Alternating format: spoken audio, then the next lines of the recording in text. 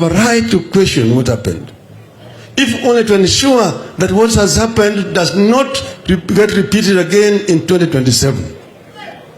Those commissioners who dissented, who were majority, have been handed out of office as criminals. We've said this is not right.